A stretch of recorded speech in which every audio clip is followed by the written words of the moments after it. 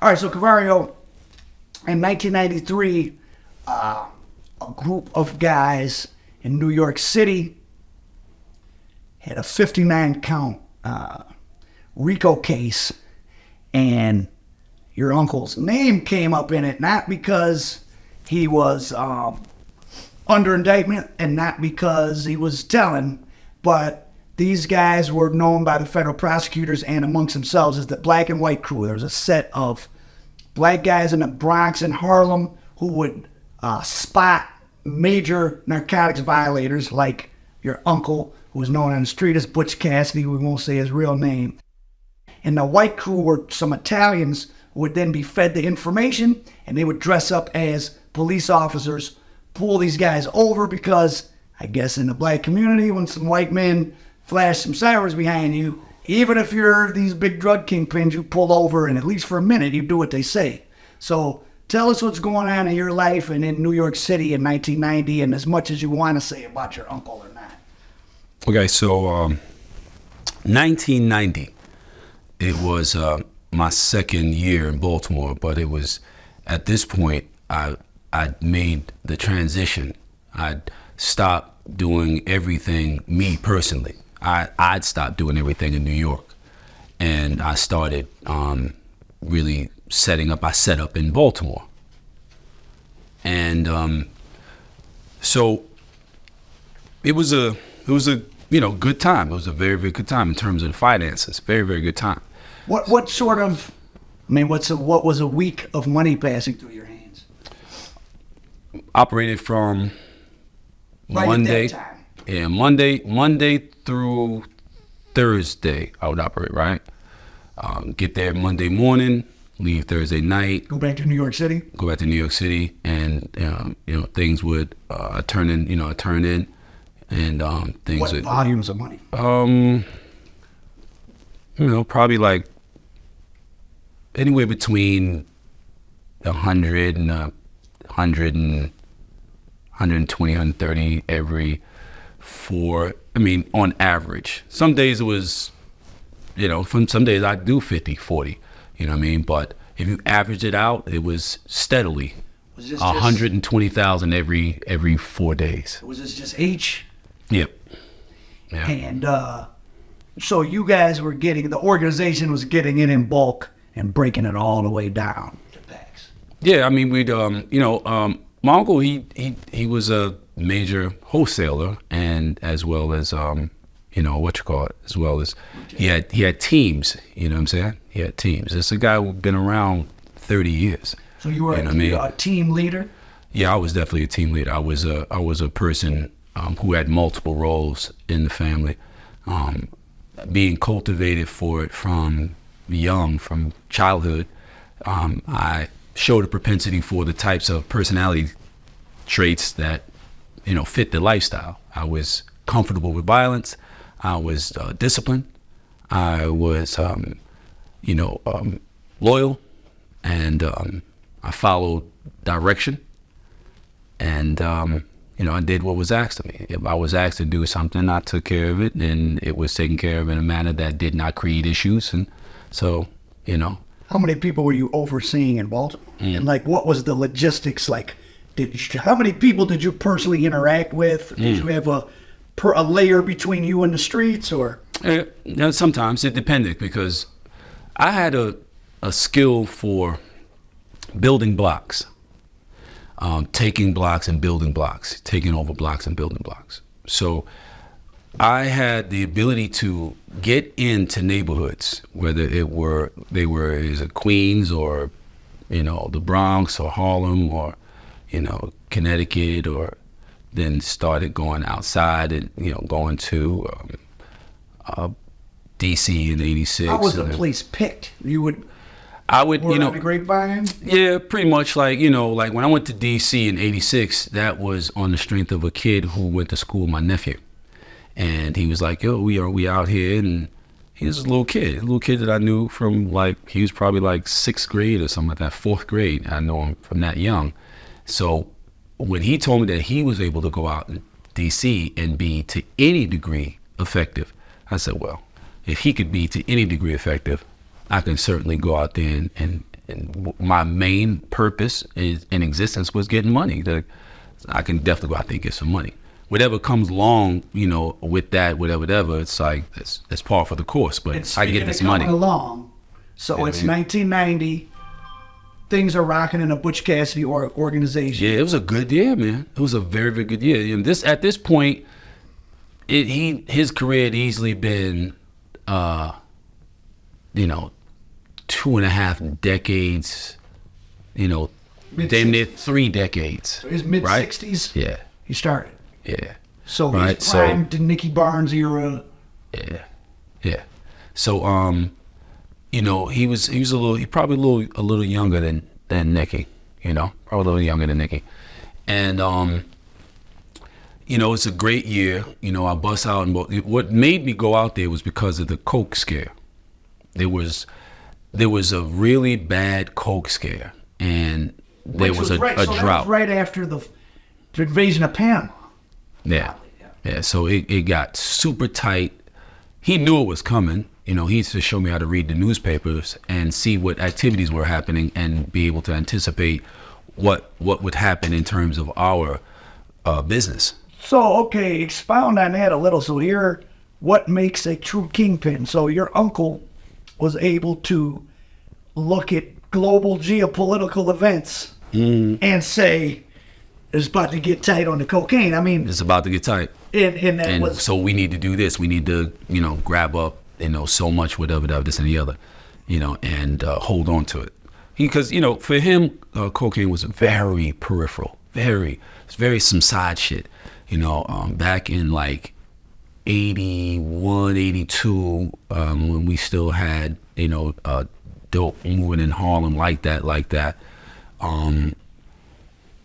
I tried to get him to get into this cocaine shit because customers of mine who'd been shooting dope for 20 years, all of a sudden they started fucking with cocaine, like on some smoking and shit. This was before the term crack existed, so this was freebasing time. And every time I went to go pick up my package, I would go to 132nd and Lenox Avenue. There was a McDonald's right there, still there. And that's where I would, I'd get on the bus on 116th Street and go on the bus on 16th Street, take the bus up Lenox Avenue, get off on 132nd, I guess right there, like 132nd at the bus stop. I think the bus used to stop in front of McDonald's. Get off, go inside, order something and pick up a bag, either probably in the bathroom or, just sitting on one of the benches or whatever. What would be in it? Maybe 100, 150 bundles, something like that. Fair one. Yeah, and they were $50. $100. The bags were $50 a bag. Oh. So $50,000. Yeah. $100. Yeah. So and I would run this through I would run this through my shooting gallery. A shooting gallery is a place where people went not just to buy drugs, and sometimes not even to buy drugs, but to shoot those drugs that they bought. I had a one-stop shop where you'd come, you'd buy your dope, and then you would set up. And if you had a set, if you had works was a needle, like a needle in the cap and all those things, a spoon or whatever have you. Tell us about hitters. Hitters? I did it. Yeah, I did it. At 14 years old, 13, 14 years old, I would come from school. I went to music and art, right? So music and art was 135th Street at the time before it moved down to behind Lincoln Center. Very esteemed school, very, very esteemed school. So I would leave art school, come down, get on the C train, come down to 116th Street, get off, walk to the block, go, up to the apartment that I was born in, and it was my grandmother's apartment, which we still had, even though we had moved to the Bronx years and years before. And I would go up there, get my work, grab my package, take it downstairs, go across the street to this building, 262, which is between 7th and 8th Avenue, right next to what is now Wadley's gym. Used to be Wadley High School. Used to be the schoolyard, so where I played as a kid. So now here it is, 1982 and 81, and I am in this apartment now in this building that's now abandoned. An apartment that actually a lady who I knew as a kid that had 6 toes, always wore white all the time, really nice lady with a high voice. And I was now in her apartment, which was now in a building that was abandoned, and an older Dauphine that's been around my family forever. Very, very skilled, craftsman. He could, I used to say he could make, and Raised by Wolves, I say he could make a fort out of, an impenetrable fort out of paper mache. So he hooked up this apartment, so I had heat, I had lights, in the wintertime, pipes would burst, and then the water would run out onto the first floor, and it would create a sheet of ice about 3 inches thick. And so that would kind of be the security, because as soon as you came up the first 3 stairs into the building, then it's like this big sheet of ice and shit that led to the bottom of the stairs. Now to keep it on, I want to keep it on your uncle for this one. So this is all happening under the auspice of your family. Yes. And was your uncle the boss? Was your mother the boss? Your uncle was the boss. Yeah, my mother at this point. My mother's retired at this point. She's retired at this point. So your uncle's letting this 14-year-old not just dilly and dab, make a couple bucks in the family business. You're running the spot. Right. I had been hustling for a year or so at that point. I'd been selling cocaine. Was your uncle's at that age? How did you and him interact? Like, was he a nice person unless something bad happened? I mean, what was he like? I don't think anybody would say, and he was nice to me, but I don't think most people would say he was nice.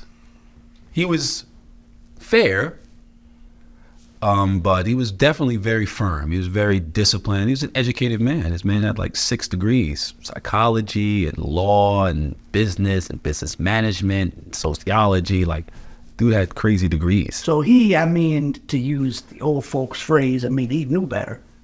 Oh yeah. He also understood how this country's economy and so forth actually worked. So he knew there was no such thing as good and bad and law abiding, and so he knew better than that. Well, so what are your feelings about as an adult now? He putting a 14-year-old. You were in jeopardy. It was what we did. So it just wasn't a thought. No, it was what we did. I was in the safest conditions that you could be in, because I'm in my neighborhood, which we'd controlled for decades. There wasn't nothing going to happen to me there, and I'm right in the middle of the block. Literally. Yeah, you got to get out of that block, and then where you going to go? You know what I'm saying? Like, this was a man who could find you anywhere. Anybody who knows him and who knew him at that point, right now they're going, he's right. Great segue. Find you anywhere. So he's this frightening character, serious gangster, for real serious. Kaiser Soze, bro. So now fast forward. For real. He was the guy you heard about, but you did not see, but you knew his hand was on it. He was like Kaiser Soze. So it's 1990, and these guys, the black and white crew, start targeting people. He's one of the people they target. And before we go into the specifics of that, paint the picture of this is the time when preachers roaming around, the lynch mob. So Bronx and Harlem is one of the epicenters in the United States, probably the epicenter at that time of drug activity. Absolutely. Lots of money being made, but that means there's some real dangerous predators who, even a guy like your uncle, they ain't, I'm sure they had a healthy fear of him who didn't stop him from robbing them. Tell us about security measures and all the robbery crews out. Well, greed will make you exceed your need until you bleed, So they knew that this was deep, deep, deep water. Fucking with Butch Cassidy was deep water. They knew that. Everybody knew that, And that's why when they did grab him, they didn't even want to touch him. Thought they were the police. So they handcuffed him. All right, so once you're handcuffed, and but there was no roughing up. No, there was none of that. They didn't want to touch him, because they knew this is a good lick. They also knew if this guy, who's very smart and very savvy and very connected, if he finds out who we are, We all are finished. They knew that. That was a given. Where'd they get him? Like how was it a house? Was he driving? He was driving. He was driving. He was driving. That's how they were getting people. They would pull up on you like you're the police, like they're the police. You know what area that? I don't know. It's so long ago, but I think it was in the Bronx. They're going to pull him in a place where they're going to feel like they're not going to likely, because they try to be in and out. So it's not likely that the police are going to pull up on us or pull by, right, or whatever. Right. So they have to have a place where they've got relative cover and obscurity, not too much traffic and so forth or whatever. And then, they got to move kind of quick, but they still got to be in line with what a person would expect being pulled over by the police. And so he take us through the process of how does your family or you find out, like, where's Uncle Butch? It was kept very, very, very, very quiet. Very, very quiet. And it got taken care of very, very quickly. They wanted $700,000, call was made. Incidentally, that's not in the indictment. That's not how much it says. How much does it say in the indictment? Less. So probably some. Oh, really? Police took some money. Yeah, it was $700,000. Well, so when he's probably gonna be mad at me for saying that, but it was. What? I mean, were you involved in gathering money? No. I mean, Did you even know about it? That's a simple phone call. Did you know about it? After the fact. Oh, you didn't even. No, it wasn't no long drawn out thing. How long was he? Made the phone call. A day or not even? Not even. Made the phone call, Here's the money. I would imagine he probably called the queen. He probably called his wife. Probably, most likely. So. And they let him go? Yes, they let him go. Was this, how conscious was everybody of, it was known what Preacher and Lynch Mob it was doing at this time? Or it was all Lynch Mob was, they were, you know what I mean?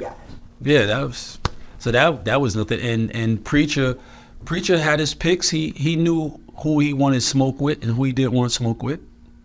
You know what I'm saying? Like, so nobody was running around saying, I'm just going to do anything to anybody, because at the end of the day, it's about getting to the money. So if you pick a situation with somebody that is going to be absolute unending war, how you going to make money? That's not what you're in it for. You're not out there saying, I'm going to try to start a war. And it would be a war. And there weren't very many people who could withstand a war with Butch Cassidy mob. In fact, I can't think of any. Between the resources and the soldiers, every borough. You know what I'm saying? Like, he's touching a lot of people's lives. It's not something that logistically, it was just a nightmare for somebody who was, running a little crew. These guys weren't really on the radar. Pushing up on people, you know what I mean? Because 99% of dudes on the street soft. They just want to get money. None of them soft. So there was too many people you could just take money from to be going to starting a problem with somebody who you can't just take money from. It's going to be an issue. You're not going to really get to spend that bread. These same guys grabbed Fritz, but he managed to get away. And they knew him. They knew him. They knew him. They're from the same neighborhood. Tell people Fritz. So Fritz was a brother who was very, very heavy on the blow side. Blow being the coke. And he's from Harlem, from my neighborhood. He's from the islands, but he's from my neighborhood. He's known from being from my neighborhood. So I'm from 115th Street, 16th Street, 14th Street, 12th Street, that whole St. Nick, 7th Avenue, 8th Avenue, Manhattan Avenue, Morningside, like the epicenter of that's Harlem. You know what I'm saying? And across on 10th Street. So Fritz was the dude. Fritz was setting the price. Like he was moving so much that he was setting the price. And in the city. And so these guys knew him. They saw Fritz all the time. He knew them, first name basis. Not the spotters, not the grabbers, not the guys who were pretending to be the Italian dudes who were pretending to be cops. Okay, so tell us about this Derek Augustine and Derek and Vamp. Who were they? They were some guys who we actually used to hit. By hit, we used to give package to. So my little cousin, LA used to. They were his responsibility. The famous L.A.? No, no. This is my younger cousin, and he cultivated that situation. You know what I mean? Like fucking with Derek and them, because even though he's trying to find his little space where he could set up a crew or whatever and get money. You know what I'm saying? As opposed to just picking up money and dropping off work or whatever. So he started hitting Derek and them. And they probably didn't care too much for being hit by no little kid. You know what I mean? He was how old? It's probably about 14, 15. And they were what? I guess he was about maybe 16. And they were 16, late 20s? Yeah, they were later 23, 24 maybe, something like that. So when they grabbed your uncle, he gets right out, does he, to your knowledge, he must have started to search for who had done this? Yeah, he probably, like I said, So he you was weren't very really intelligent. privy to much of it. I mean, I had my hands full with Baltimore. I'm in Baltimore, running from east to west to south to Brooklyn to Cherry Hill. I got 40 different people that I'm dealing with. Was the kidnapping stuff less of a worry in Baltimore? I mean, I didn't worry about shit like that. You know what I'm saying? I Were you conscious of it? Conscious of it as a threat? Well, would you have been more in moving around? I'm gonna say it like this: were you more security conscious in New York than you were in Baltimore? No, I was equally security conscious everywhere. That's the truth. Anybody who knows me will tell you, I didn't take it easy nowhere. So I called you some time ago and read you these names and this stuff, and you're like, oh, wow, how do you know this? And I said, oh, it's just an indictment on the internet. It's an old case. That's crazy. So this indictment happened in 93 of the black and white robbery crew. At that time, do you remember hearing anything about that? Or did knowing that it was connected, did hearing about the guys that grabbed Unc got indicted? Yeah, of course we knew that. There's a lot of shit that was happening at this point, right? A lot of shit, a lot of shit. The house is starting to crumble? I mean, it's shaking, but it's not, it's par for the course. It's always shaking. It's always shaking. When did he go in? 95. Oh, so it was close to the end. Yeah, it was 95. So, I mean, because they knew who you mentioned the lynch mob. The guy who ran the lynch mob, Fat Leon, he's the fucking reason that, shit went the way it went, and Uncle ended up getting grabbed. We knew that like a year before they came. We knew they were coming because his lawyer, let it be known to somebody who, let Mongo know, like, you be prepared. They're coming, because this dude is definitely saying whatever they want him to say, and he was lying. At that level, I mean, if you know, but things don't stop because you know what they're coming. No, because you still got to do, like, if you're in war, and it's war, it's chess, right? So if you are, you have an opposition, you're not unaware that there are forces opposing you, right?